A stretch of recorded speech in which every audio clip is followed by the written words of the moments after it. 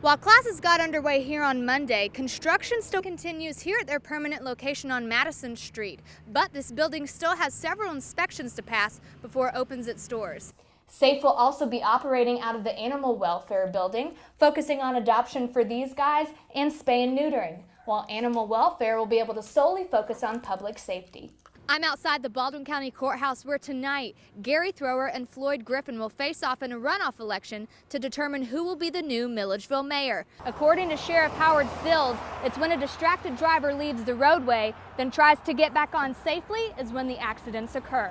Since July 14th, there have been a total of 9 drive-by shootings in Milledgeville as well as here in Baldwin County. Just last night, a man was shot in the abdomen while driving his own car. Today, they're here in the Fort Hill neighborhood where they're spreading smiles one notebook at a time. This is the parking lot where Azul Salon and Spa employees are supposed to park. Late Wednesday afternoon, co-workers found police investigators surrounding Randall Kennard's car. There have been approximately 23 shootings in the Milledgeville area since June of this year.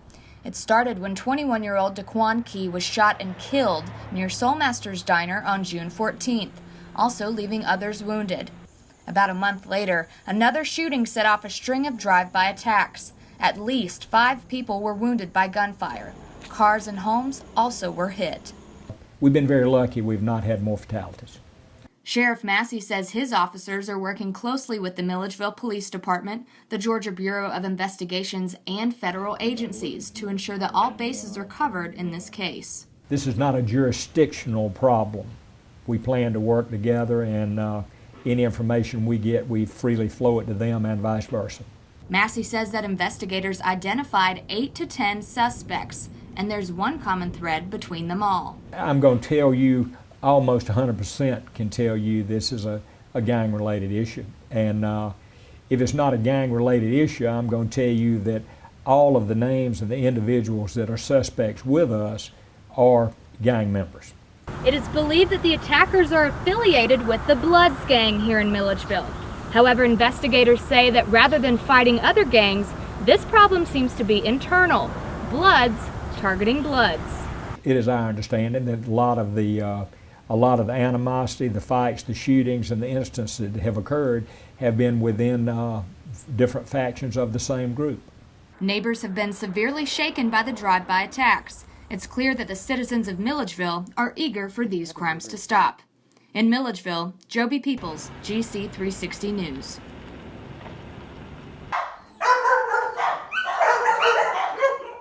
Even in a brand new building, the Macon Bibb Animal Shelter is above capacity.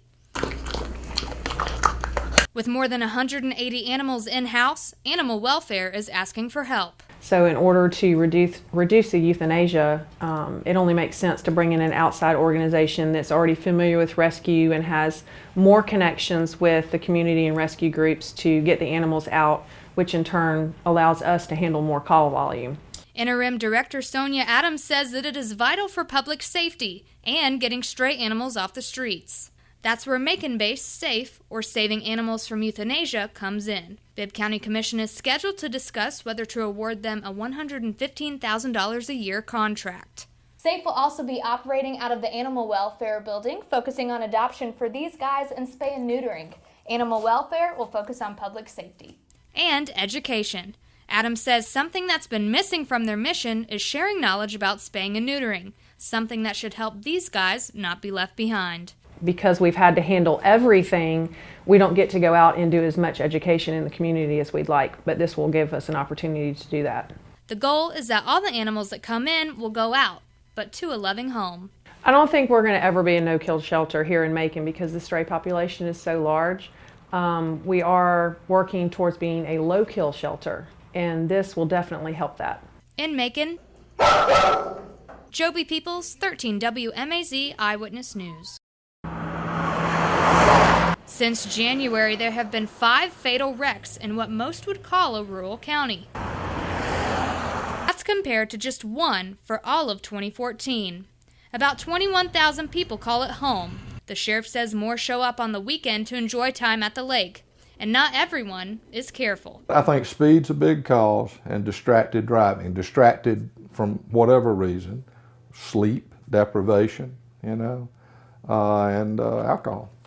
According to Sheriff Howard Sills, it's when a distracted driver leaves the roadway, then tries to get back on safely is when the accidents occur.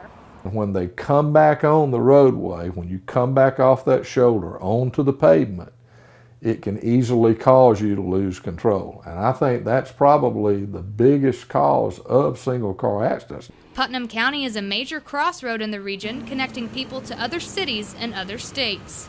The roadways in the county that have a lot of traffic are going to have more accidents, and that's just a fact. By amping up enforcement, Sheriff Sills says he and his officers are doing what they can to keep drivers safe, but it's up to the people behind the wheel to make the right decisions. In Eatonton, Jobie Peeples, 13 WMAZ Eyewitness News.